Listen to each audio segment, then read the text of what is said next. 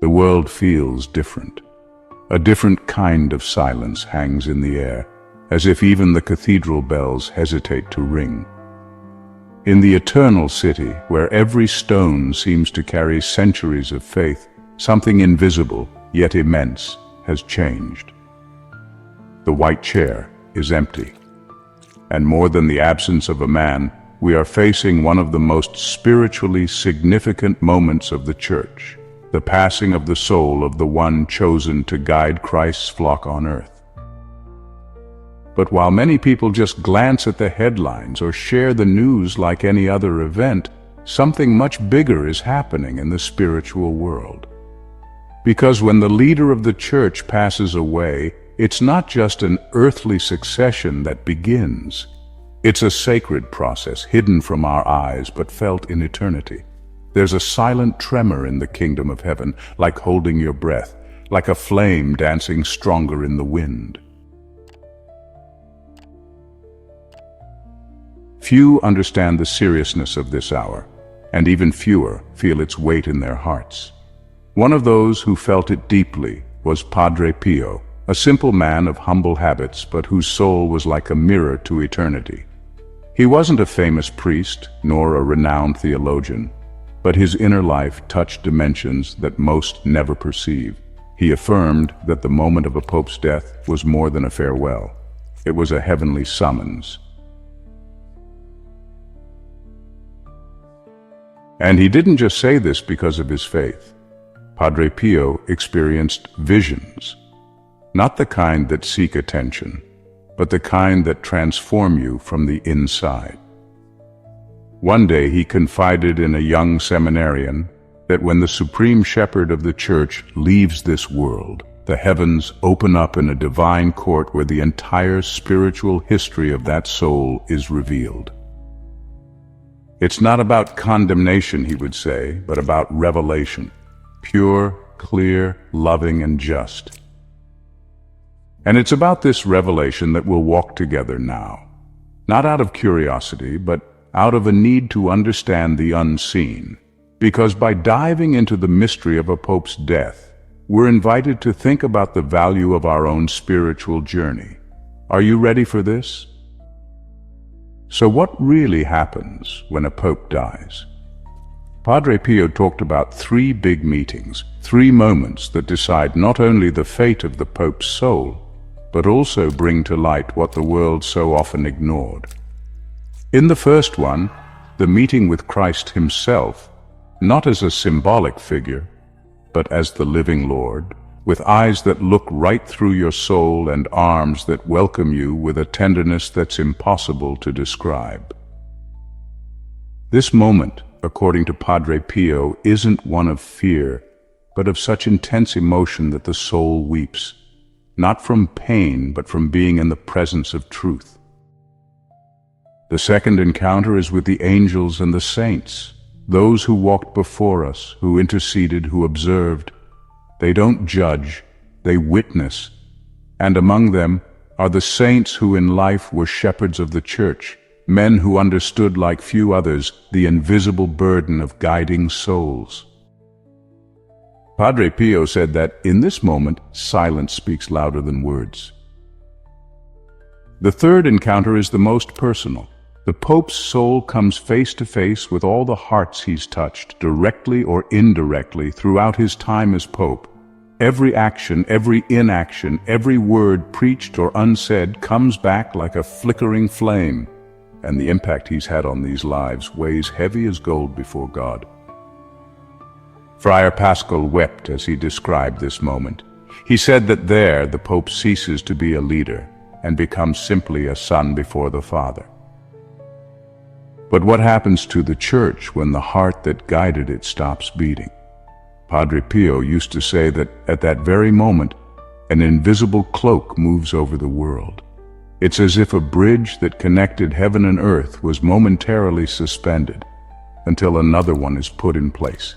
It's not just a succession, it's a spiritual transition. And this transition doesn't just affect those who live in Rome, it affects the entire planet. It affects you. It affects me.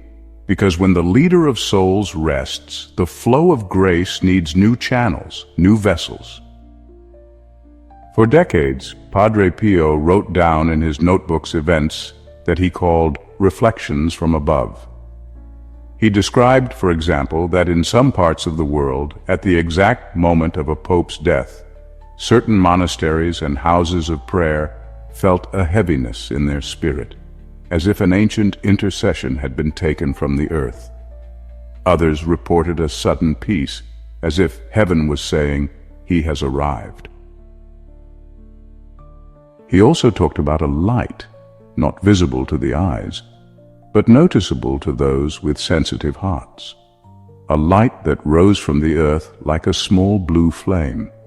This flame, he said, was the Pope's soul being carried by the prayers of the faithful, and the more prayers, the brighter this flame became. When people pray for their deceased shepherd, a river of mercy opens, shortening the soul's journey to divine fullness. But perhaps the most touching point in Padre Pio's revelations was about hidden forgiveness. He believed that upon dying, the Pope was enveloped by all the acts of forgiveness he granted in life, not only in the sacraments, but even in the times he chose not to judge, to extend a hand, to embrace the sinner with mercy. These actions returned to him like a spiritual balm at the moment of his passing. It was as if the kindness he sowed became the bridge by which his soul crossed the eternal threshold. And this is where our reflection needs to turn to ourselves. Because maybe we'll never be popes, maybe we'll never be cardinals, bishops, or famous theologians, but we will be judged all the same, by the souls we touch, by the words we choose, by the love we offer or withhold. So, let me ask you something different. What if today was your last day? What did your words leave in the hearts of others? What did your actions sow in the world? This isn't a question meant to scare you, but to make you aware. Because living well is preparing with love to leave in peace. If this reflection is stirring something within you, I want to invite you to do something special right now. Subscribe to this channel, not out of habit, but because this community exists so we can reflect together on the unseen, on what truly matters. Comment below from the heart. What have you felt so far while watching this video? Did any part speak directly to you? Share it with us. This is how this content transforms into true communion. Padre Pio once wrote in one of his last notes a sentence that the young seminarian who accompanied him never forgot. A man may wear crowns, titles, or sacred robes, but before God, he only takes what he loved. And maybe this is the deepest secret of a pope's judgment, and of any of us.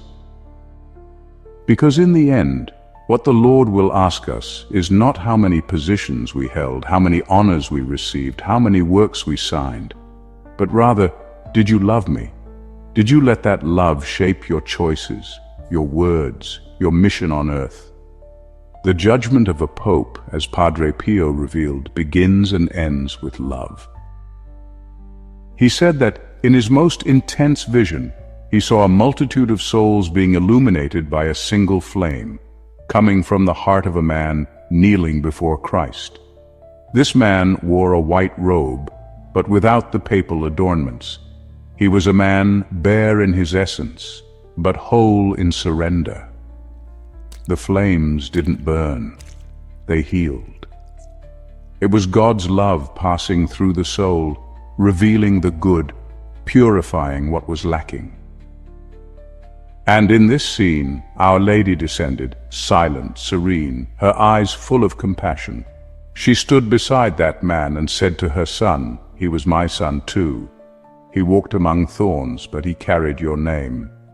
Padre Pio said that this was the moment when a mother's love tipped the scales, and that many souls were saved not just by their own merits. Maybe, upon hearing of the Holy Father's death, you only feel a distant curiosity. But today, I invite you to feel something deeper. to remember that you are also the Church, that what happens in heaven at this moment is connected to you, that the judgment of a pope is an early reflection of what we all one day will face, with our sins, our struggles, our successes, and above all, with our capacity to love. And even if you don't understand all the rituals, even if you've drifted away from the faith, or if you feel unworthy, know this: God looks at you with the same love with which He looks at the greatest of shepherds, and He will also ask you, in His time, did you love me? This is the question that echoes through time, through papacies, and through centuries. And it still echoes now, as the soul of our guide is welcomed, purified, and given new meaning in eternity. If this video touched your heart in any way, let me give you one last invitation, but one made with kindness, not formality. Subscribe to this channel to keep receiving reflections that speak to the soul. We aren't building an audience. We're creating a refuge of faith where each comment is like a candle lit in the darkness of the internet. Share with us in the comments. Have you ever experienced a moment where you felt heaven's presence in something simple? Have you ever prayed for a pope? Have you ever thought about the spiritual weight of your own choices? Write it down. Let's read together. Let's grow together. And if you liked it, send this video to someone who needs to hear about these truths that the media doesn't show, but that all of heaven contemplates with reverence. After all, the death of a pope isn't the end. It's a holy reminder. Heaven is closer than we think.